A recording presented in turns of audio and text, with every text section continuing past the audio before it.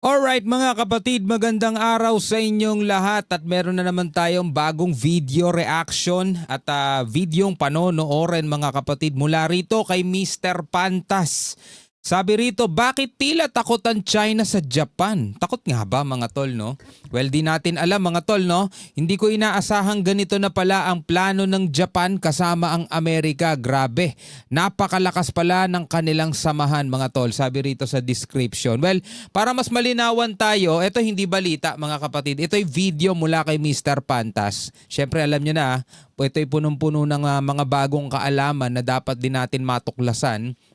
At tayo na may magbibigay lang ng reaksyon and komentaryo, no? At saka syempre kritisismo. Samahan ninyo ako mga kapatid kung ikaw ay isang Pilipino na laging nag-aabang sa mga video na may kinalaman sa West Philippine Sea, partikular mga kapatid kapag nanghaharas ang China sa Pilipinas at syempre mga ibang balita pa na kung saan ay tila ba nakakaganti ang Pilipinas, no? Huwag mo kakalimutan mag-subscribe. Click mo na rin ang notification bell para ma-notify ka whenever na may mga bago tayong reaction video tulad nito. Alright, so wag na natin patagalin pa, panoorin na natin to mga tol. Huwag mong kalimutan mag-subscribe kay Mr. Pantas, nakalagay po ang link sa ibaba. Tuluyan ang tinuldukan ng Japan ang kanyang pananahimik laban sa nambubuli sa Asia, ang China. Nambubuli sa Asia. Tila nag-iba ang takbo ng hangin ngayon. Nagkasundo ang US at ang Japan at kabi-kabila ang kanilang paghahanda laban sa China. Ano ba ang plano ng mga Tsino at bakit naghahanda ng matindi ang US at ang Japan? Actually, maraming mga bansa ang naghahanda ngayon. No, lalo silang nagpapalakas ng kanilang mga armada. Ngayon nga mga kapatid, nakatutok ang buong mundo ngayon na tila ba nagbago yung pananaw nila sa kakayanan lalong-lalo na ng India. No, balita ko mga tol, tumaas ang ng India ng sales nila lalong-lalo na sa stocks nila ng defense company nila kasi ang daming gustong magkaroon na rin ng BrahMos. Dahil nakita nga nila matapos yung ginamit ng India yung BrahMos doon sa Operation Sindoor nila sa Pakistan at nakita nila kung ano yung kapabilidad nun. At syempre mga kapatid, kasabay ng pagsulong paangat o pag-angat ng industry ng India, kasabay naman ng lumagapak ang industry naman sa China dahil dito nakita din kung gaano kawalang silbi yung mga weapon nila mga tol, no? Tuloy natin to. Tila mababaliktad na. Anong meron? Bakit China na ang dapat umiwas sa Japan? May Gundam kasi ito eh. Update sa agawan ng teritoryo. US-Japan forces versus China. Yan ang ating aalamin. Alright.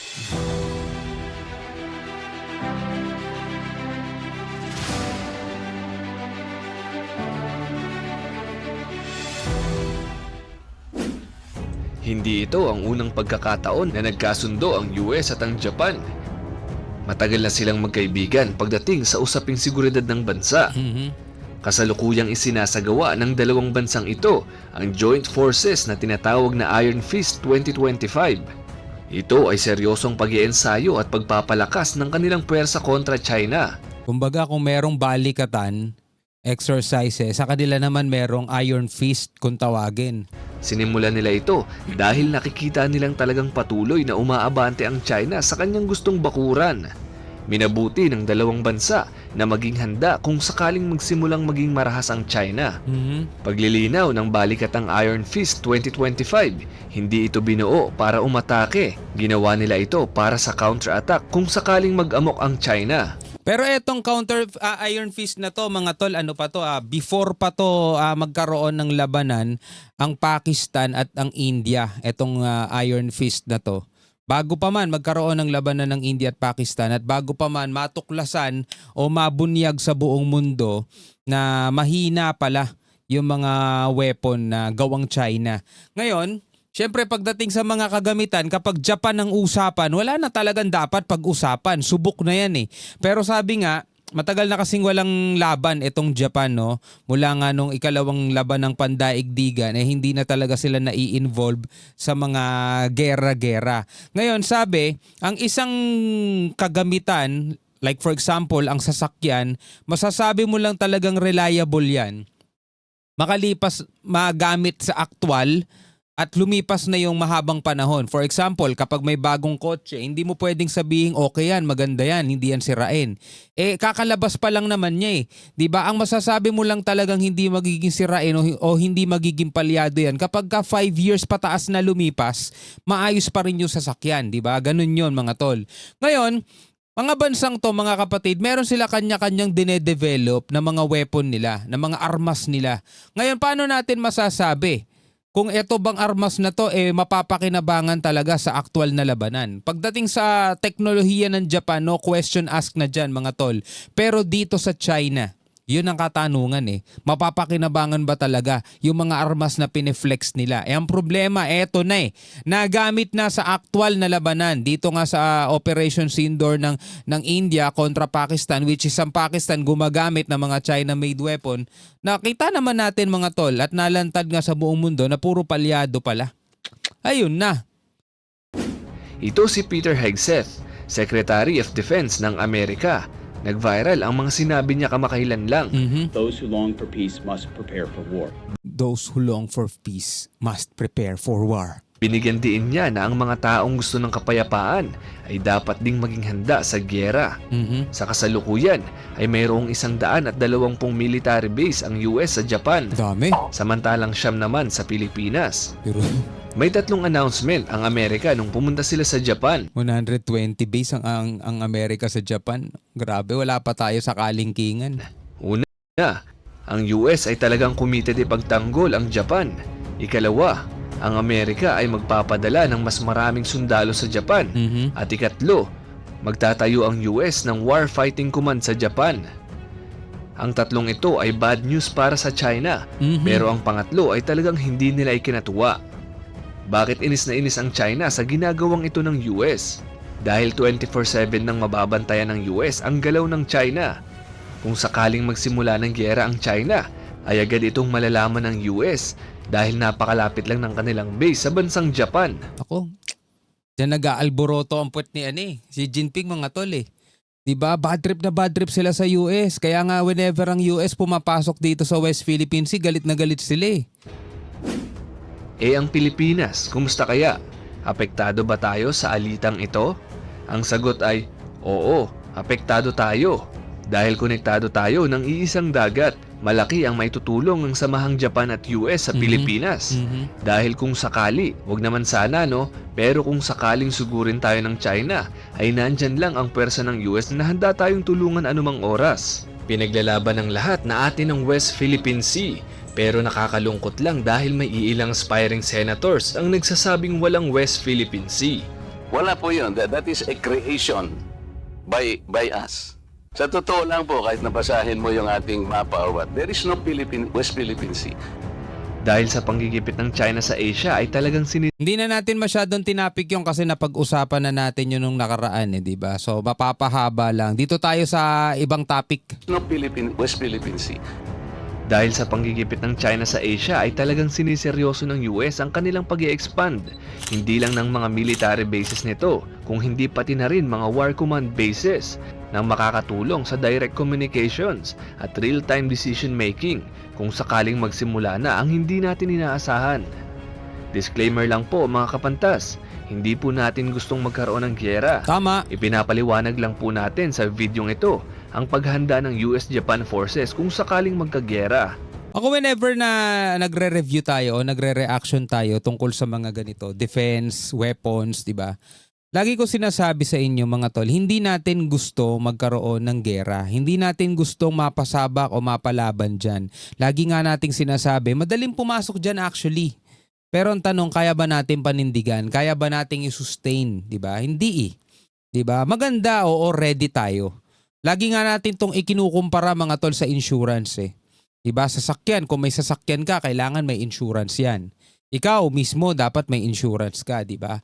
Pero ito yung isang bagay na hindi mo gustong gamitin. Kasi pag ginamit mo yan, halimbawa sa sasakyan mo, meron kang accident insurance, gagamitin mo accident, ibig sabihin na aksidente ka.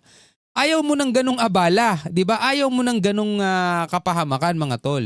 Andiyan dyan lang yan in case of emergency o talagang kung sakasakaling kakailanganin, mababawasan kahit pa paano yung problema mo. Pero hindi mo gustong gamitin yun. So ganun din tayo mga tol. 'Diba? Meron tayong mga defense paghahanda. 'Diba? Yung ating mga sundalo naghahanda. Pero hangga't maaari mga tol, kahit yung mga kasundaluhan natin, hindi rin nila gusto yung gera. Kasi mismo yung mga kabady-bady nila, mga kaibigan, nakapamilya, kapatid na nilang ituring, kapag napasama sa gera, hindi nila alam sa kanilang dalawa kung sino matitira at unang mawawala. Walang may gusto nun, di ba? Tuloy natin to. Nung bumisita ang Defense Secretary na si Mr. Hegseth sa Japan, ay halatang kinainis ito ng China. Ilang araw lang matapos ang pagbisita, ay biglang nagsagawa ang China ng kanilang military drills sa paligid ng Taiwan nang walang kahit na anong abiso. Nagdulot ito ng banta sa seguridad sa rehiyon. Ang Puro ganyan, flexing. nakakabahala pa ay napag-alamang hindi ito defense drill, kung hindi makukonsidera na itong attack drill dahil sa dami ng kanilang ipinadala. 76 aircraft, 20 Navy at Coast Guards kasama ang Shandong carrier. Diba? Pag-flex, show off ng forces, muscle flexing, yan ang talagang taktika nila. Lahat ng mga sasakyang ito ay armado sa pag-atake at pinalibutan ang main island ng Taiwan. Tila inis na inis ang China sa pag-aligid ng Amerika sa Asia. Isa pang kinainis ng China ay umabot na sa 55,000 ang sundalo ng Amerika ang nasa Japan na sa kasalukuyang nagsasanay at naghahanda. Ang bilang na ito ay tinatayang pinakamaraming sundalo ng Amerika sa isang bansa sa labas ng US. Ang mga sundalong ito ng Amerika ay kasalukuyan ding pinapalakas ang mga sundalong Hapon. Ito naman ang Tokyo, Japan. Nagsiset up ang US ngayon dito ng War Room Command kung saan magkakaroon ng direct communications ang US sa depensa ng buong bansa ng Japan. Ang pagkakaibigang US at Japan ay nagsimula noon pang 1960 na tinawag na 1960 US-Japan Security Treaty kung saan dapat protektahan ng US ang Japan sa anumang pagkakataon. Pero hindi ito libre. Nagbabayad ang Japan sa US taon-taon. Pero hindi pera ang dahilan kung bakit ito patuloy na ginagawa ng US.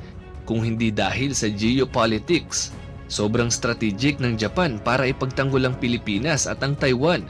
Sa kasalukuyan ay may hindi natatapos na tensyon sa pagitan ng Taiwan at ng China. Tama. Ang alam lang natin sa Japan kapag tinitignan natin ang mapa ay ang kanyang main island. Hindi natin napapansin ang mga maliliit na isla ng Japan sa ibabang bahagi nito. Yan yung mga pinag-aagawan din ng China at ng Japan eh. Lalo na yung part banda rito sa may Senkaku. Ito ang Yonaguni Island. 110 kilometers lang ang distansya sa Taiwan. Hindi ito kasama sa base militar ng Japan, pero pinagpaplanuhan na ring tayuan ng mga airport at daungan ng kanilang barkong pandigma. Ang location na ito ay maaaring maging threat sa China. Pero sa kasalukuyan, ang totoong kinakabahala ng China ay ang Okinawa Island ng Japan dahil nandito ang 32 military base ng Amerika Dami. at aabot sa 30,000 US Army ang nandito. Napaka-strategic ng ginawang ito ng Japan na dito pwestuhin ang US base. 1% lang ito ng buong kalupaan ng Japan at napakalayo nito sa mga tao. 70% ng puwersa ng US ay nandito. Kaya naman sa oras na atakihin ito ng China, ay ligtas ang mga tao sa syudad. Oo, kasi mga tingnan mo, halos hindi mo nga mapansin na may mga island pala rito eh, di ba? Ito yung bandang Japan. Oo, Japan pa rin to, pero kalat-kalat na mga isla na lang eh, no? Kumbaga sa itaas ng Pilipinas, di ba? Babuyan Island, yung mga ganong mga island na halos hindi mo na makita sa mapa, maliban na lang kung izo-zoom in mo. Ito ganun din, itong kahabaan na to, di ba? Ang dami pala mga military base dyan. Ang lokasyon nito ay 509 kilometro lang sa Taiwan. Dito pala Ibig Okinawa. sabihin, sa oras na magkaroon ng conflict sa pagitan ng Taiwan at ng China, ay makakaresponde agad ang Japan. Ang Taiwan ay #1 leading producer ng semiconductor na inilalagay sa mga gadget gaya ng mga phones, computers, at pati na rin mga appliances. Kung sakaling mahinto ang produksyon ng Taiwan, ay hindi lang Japan ang maaapektuhan, kung hindi ang buong mundo. At hindi lang piyesa ng mga gamit ang dahilan. Ang Japan ay umaangkat ng langis at ng krudo sa Middle East. Dumadaan ito sa West Philippine Sea patungo sa karagatan ng Taiwan bago makapunta sa kanilang bansa. At yan ang gustong makontrol ng China. Kung magkakaroon ng conflict sa China versus Philippines o China versus Taiwan, ay maaaring mapabagal ng tuluyan o mahinto ang supply ng krudo at langis sa Japan at siguradong babagsak ito.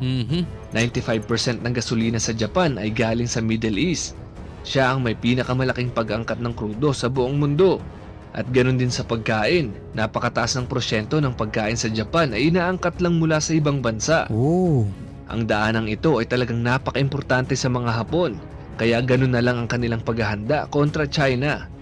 Ito naman ang Senkaku Island na parte ng Japan. Kasalukuyang pinaliligiran ito ng China. Pilit itong kinukuha ng Japan pabalik, pero wala sa mood ang China na makipag-usap ng maayos sa Japan. Dahil dito, halata namang talagang nagpapakita ng pangil ang China, pero ang Japan ay hindi pa dadaig.